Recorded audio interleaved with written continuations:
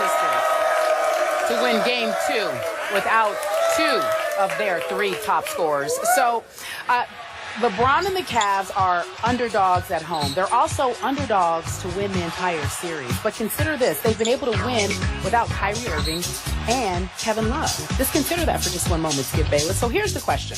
If, in fact, they're not able to win, does LeBron deserve a pass if he loses the finals without either 2 of them? And I'll give it to you first, Stephen A. Smith. Does LeBron what? Deserve a pass if he loses the finals without those 2 guys. You know, and I say this, I've said this repeatedly. No Kevin Love, no Kyrie Irving. If he plays like garbage, it does not matter. He still will not get a pass. But when you're averaging 41.5 with 12 rebounds and 8.5 assists, that ain't garbage. So that subject is officially null and void. Obviously, 2 and 4 on your resume in an NBA Finals is not a good record, and we understand that. But considering the mountains that he had to climb to get to this point, you can't say enough about the job that LeBron James has done, not just for this franchise, but for this city, for Northeast Ohio. I mean, it's been sensational, nothing short of it. Again, if he was playing like trash, that would be a different ball game because you look at him and you say, listen, your level of greatness requires a certain level of performance. But he's living up to that. And I mean, listen, we're sitting here debating about LeBron James in terms of, oh, he could do a little bit more because he's shooting 40%, less than 40% from the field. That's really all we can say about him. Can't say anything about his defense. Can't say anything about his leadership. Can't say anything about his willingness to produce and show up. Overall, you see the numbers that he's putting up, knowing what he's up against. LeBron James is in the finals with Timothy Mozgov, Tristan Thompson, J.R. Smith, Amon Shumpert, and Matthew Dellavedova. Well, go on. It's not about pretty good. You have to understand something. You can say you like it, but I would ask rhetorically, did you like it as much when Iman and JR was with Melo? No. So all I'm saying is you're not knocking them because you know that they can play. But there's something to be said about the greatness of LeBron when we consider the fact that these guys are in the finals. We're not talking, nobody's saying that Iman and JR and them can't play. Forget that. They're in the finals. They are 3 wins away from a world championship. No matter what you think, about no matter how great you think, because I think JR is a much better guy than has been projected and been perceived. I've always been a fan of Amon Shumpert. You know that as an elite perimeter defender. You know how I felt about them in New York. But I never thought finals until they got to with LeBron. Okay. Let's keep that in mind. That's fair. Before I answer this question, I'm going to say something to you from my heart. And I've said this already many times on this show. The job that LeBron James is doing with this team, coaching it and teaching it and leading it, is spectacular. It's all-time great. Seriously, from my heart. Okay. In some ways, intangibly, he should be the MVP. Okay? I'm with you. Okay, now back to this question. We had a very interesting question on this morning's show at the end of Carrie's Court. Do you remember this one about should there be an asterisk attached to this? If Golden State wins, and there's obviously no Kyrie and no Kevin Love, should it be an asterisk of a finals? And I told you in my answer, nationally, I think people will attach an asterisk. Not in the Bay Area. They're going to celebrate like crazy because it's their first since 1975. Right. But then you came on top of me and you said no. You said you got to go with what you got. And if what you got is what you got, there's no asterisk, right? That's right. Okay, so I'm going to turn it back around on you. If there's no asterisk, then there's no pass for LeBron James, okay? And I'm going to tell you why. He is playing this underdog role to the Academy Award hilt. He's saying now, hey, no team could compete the way we do if they lost 2 All-Stars. Sure. Well, you know what? They could if heaven opened and you replace those 2 All-Stars with Tristan Thompson, who has emerged as a force in this league and in this finals. Am I right about that? He is a force. You're even talking about he should get max money. Am I right about that? Well, max money in today's NBA. Okay, I mean, whatever. good Lord. But you're saying he's turned into a star. He is dominating the offensive glass and the defensive end. And whatever you want to say about Little Delhi, you called him a premier defender. All of a sudden, Kyrie, who does not defend because it's just not yet in his heart to defend the way Delhi defends, when you lose him, all of a sudden you gain Delhi on Steph. And he is a Steph stopper. I don't care what you say. And guess what else you do? Guess what else? Thank you. Hang on one second. What else you gain is LeBron James, who I always call the best point guard in basketball, is suddenly, quote-unquote, relegated to playing the point for this team. I love this team with him at the point. And guess what? I love this team defensively with Tristan and Delhi because all of a sudden the Cleveland Cavaliers turn more into the Cleveland Browns defense. And your Browns do have a hard-nosed defense. Hey, listen, I'm serious. My point is, I still say, as crazy as this sounds, no Kevin Love and no Kyrie. I like this team in a matchup with Golden State a little bit better with these two guys in this lineup because it's just mentally tougher, it's physically tougher, and it's turning into a defensive juggernaut right now before your very eyes. Well, allow me to retort. First of all, number one, I don't necessarily like them without Kevin Love and Kyrie because what you keep missing is that bodies matter. There is a legitimate beef. That the Cleveland Cavaliers could lose these finals simply due to lack of bodies and fatigue wearing in because of the 6 to 7 guys you have to play instead of the 9 you would be able to play if Kevin Love and Kyrie Irving were healthy. Number one. Number two, sometimes your best defense is a prolific offense, which you would definitely have if Kyrie and Kevin Love were available because they could definitely put the ball in the hole. So we got to pay consideration to that. But when you talk about LeBron James in terms of a pass or whatever, you're going to reverse it to me. Remember, when I talked about the asterisk and how it doesn't apply it doesn't apply to the winner because the winner, it's irrelevant. In the end, you got the chip. You ain't going to give it back and you ain't going to apologize for taking advantage of somebody's deficiencies. But when you lose and you have an opportunity to reflect on why a team lost, we're going to look at it and say, you know something? This might have something to do with it.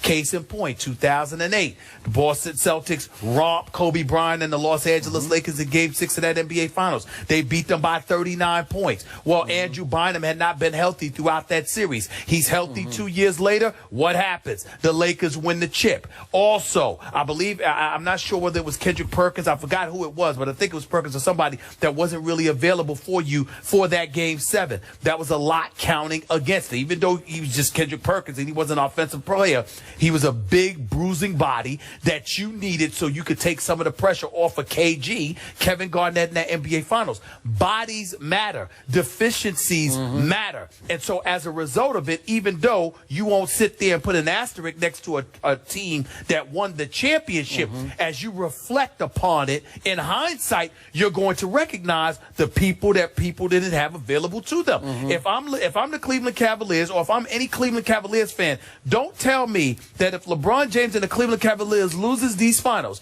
that 2 months from now, 2 weeks from now, 2 days from now, or a year down the road or whatever, we're not sitting there saying to ourselves, damn, he didn't have Kyrie. He didn't have Kevin Love. This is all he had. You're going to remember that, especially if he continues averaging near 40. Because if he's averaging near 40, all right, you're going to sit there and look at him and go like this. He did his job. Okay, but time out. I can't let you get away with that. And this is what bothers me because the LeBron apologists are already out in force saying, well, he doesn't have Kyrie and there's no depth. And I agree with you on the depth point. They could get worn down, although LeBron James is the ultimate Iron Man. I don't think he'll get worn down. Maybe the rest of the team will. He got worn down in Game 1. He did not. In the overtime, he was tired. Oh, please. Yes, Now you're giving him a pass. It's the facts. It's not It's the the fact. Come on. Go back and watch Okay, the tape. but look, look what happened. happened. You're saying they got to the finals with Tristan Thompson and J.R. Smith. And I'm saying, you know what? LeBron James had a last shot at Oracle Arena to win the game. So let me get this straight. We can't Win call the game. you, so people can't call you a hater. But if we defend LeBron, we're apologists. Which one is it? How come Everybody calls me a hater. You got your cake and eat it too. The fact of the matter is, They all call me a hater. Don't look at them. I'm Yes, talking they to you. are. Don't look at them. I'm right here. The point is that What you're LeBron saying- James. Hold on, wait a minute. LeBron James. What are you talking about? He played 50 minutes in game 2. He played more than 44 minutes in game 1. That overtime, everybody and their grandmama said he ran out of gas. He jacked up Not 38 my grandmama. shots. No, probably your grandmama, just not you. Yeah. But the point is he jacked up 38 shots. That wasn't him. That's not the way he's accustomed to It playing. got him in position to win game one. But the point that I'm trying to make, that's not the question. Yes, it the is. issue is that was he or was he not tired? Everybody who was watching the game outside of Skip Bayless thought he was tired. Tired? In the overtime.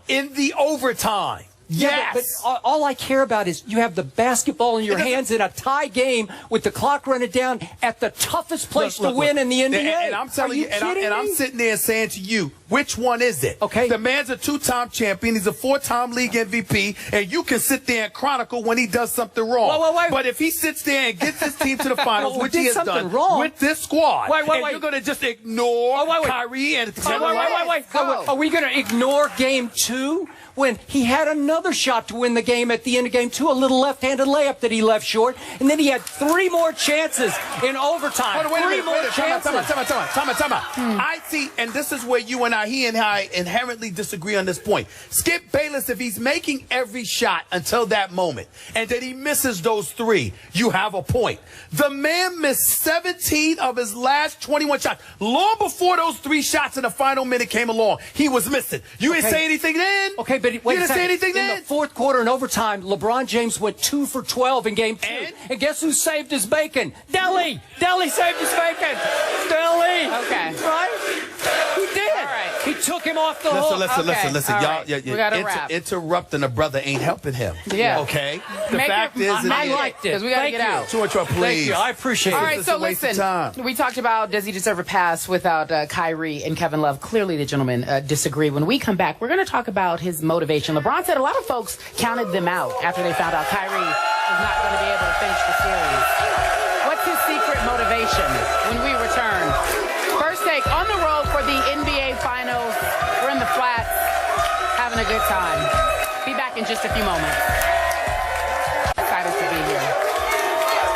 We're wrapping up our special game show with these Cleveland fans talking about none other than the King. LeBron James has been carrying the load for the Cavaliers the first 2 games. He scored 83 of their 195 points over the first 2 games. He had 44 points in game 1, 39 in game 2. So we're talking about how the Warriors defend LeBron James. We're going to ask you to put your coaching cap on, Skip Bayless. Yep. Do you believe that Golden State should change the way they've been defending? This game in Cleveland tonight, or as you folks have been calling it, Believe Land. I like that. Thank you. Golden State has to figure out a way to push the pace, to up the RPM of this game into their kind of game. And the only way I know how to do this is to start trapping LeBron James at three-quarter court or half court. I'm not talking about doubling LeBron James. I'm talking about trapping him quickly, and because he always makes the correct basketball play, get him to give up the basketball and hope it ends quickly in the hands of one of his snipers, JR, James Jones, whoever it is, Shumpert, and that they decide to shoot it more quickly than they usually would. Now, if JR gets hot, it's good night Golden State, okay? But to me, if you keep letting LeBron James walk the ball up the floor, walk into the offense, walk somebody down into the low post, and score a basket at the end of the shot clock, that is a recipe for 2-1 Cavaliers. And that's what, okay? You got to switch that. You can't let it happen anymore. Well, what you said is not wrong, but your reasons for it may be. what you want to do is try to exhaust LeBron, because when he walks the ball up the court, what you're doing is enabling him to get rest while the action is taking place. I'll buy that. Because he's catching himself a deep breath while he's just walking the ball up the court instead of being pressured. But I think the other adjustment on top of what you pointed out was, I think that Steve Kerr can't be scared to stay big. In other words, if you got Andrew Bogut in the game, he's only averaging 3 points, but he's averaging 8.5 rebounds. Keep him in the game and make sure it helps limit Cleveland to one shot.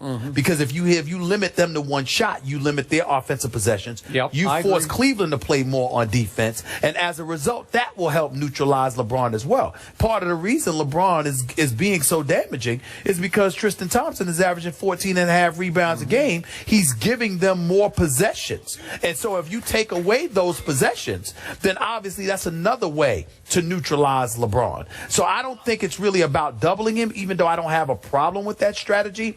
But I think you have to limit Cleveland to one shot. You have to make sure that you match their size and their girth down low so they don't get multiple chances at the apple. And I think if you go about doing that, then there's nothing wrong with letting LeBron do his thing, because LeBron is shooting less than 40% from the field. So it's not like Golden State's defense is horrific. It's that their offense isn't going. It's more important for them to get their offense going than to improve their defense. Their defense hasn't been awful. It's just that their offense has been awful, and Cleveland has had too many bites at the apple, and that's what their problem is. Yeah, I like your point, because the oddity of Game 2 to me was that Mozgov, who's been a godsend for this team, where'd he go? Hang on. He played 0 in the fourth quarter and 0 in overtime. How did they get away with that? Well, Bogut wasn't in the game. Well, that's why Mozgov wasn't in the game. Yeah. Because Kerr took Bogut out to go small, and Cleveland had to match going small. But when he's in the game, you just got to make sure Mozgov doesn't outplay Bogut. All right, Game 3, just a few hours away. We're going to recap picks on the other side of the break. Thank you so much, Cleveland. We'll be right back in just a few moments. Welcome back to First Take on the road for the NBA Finals. We're getting ready to end our show, our special game day edition of First Take. We asked you on the Twitter who would win Game 3. It's just a few hours away, and you all say 59% say that Cleveland will win. I don't know if you guys can hear me. Thank you. But your take, the Twitter results say that Cleveland will win. Did they get it right? I want to say that in a shock to me, this crowd has been even better than our morning crowd. It's crazy. Unbelievable. Thank you. Yeah. 30 seconds. I truly love the city of Cleveland, but I got to stick with my pick. I got Golden State tonight, 198. LeBron's going to do his thing, but either JR or Iman Shumpert will come alive offensively. Cleveland will win the night 99-91. Well, there you have it. The game is tonight on ABC. We'll be back here tomorrow morning at the Flats. Join us if you can. First Take on the road for the Finals.